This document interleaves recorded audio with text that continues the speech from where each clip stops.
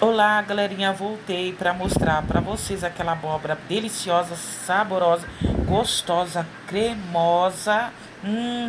Que delícia aquela quibe. Quem conhece a quibe? Olha que delícia, gente, maravilhosa, com arroz branquinho, com peixinho frito. Gente, olha que delícia. Bora lá, gente, no Aquibebe.